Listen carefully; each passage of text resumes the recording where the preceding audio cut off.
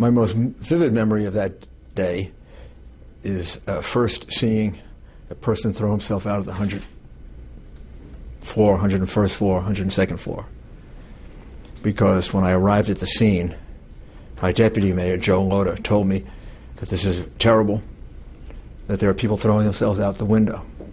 I was about 2.5 blocks away. I looked up, and I saw debris coming down.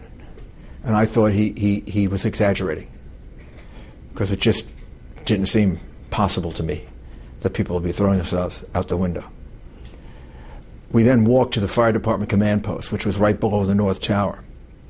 And as we were walking there, particularly along West Street, the police that were with us were telling us to look up, because debris was coming down. It was hitting people, and they were afraid it was going to hit us. So they wanted us to be alert to the fact that there might be some debris falling. So I kept looking up, and all of a sudden I saw a man put himself right in the window. Looked like he stepped up or something, and then he just flung himself right out. And I could see fire right behind him.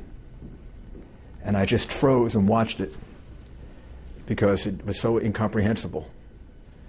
There's no possible way I can describe the reaction. I'm sure the reaction was kind of a shock. And that changed my whole emotion about the situation, because up until that point, I thought of it as an emergency, not too dissimilar from emergencies we had faced many times in New York City, for which we had 22 different plans and a very established way of handling just every piece of it that we had gone over 100 times and practiced and with the Office of Emergency Management. When I saw that, I said to the police commissioner, my deputy mayor, communications director, this is off the charts. This is the worst we've ever faced. We don't have a plan for this. We're just going to have to go with our best instincts. It's the worst experience of my life. It was the most devastating experience for my city that I was responsible for. I lost a lot of very close friends, people that I knew, loved, knew very, very well, knew their families very well.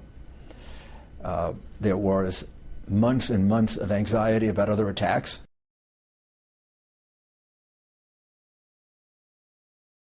I did not agree that commercial buildings should be put there. So I'm not happy about that.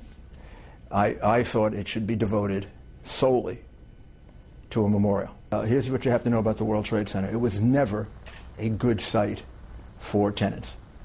The building was always subsidized. So the building had a subsidy of about $100 million.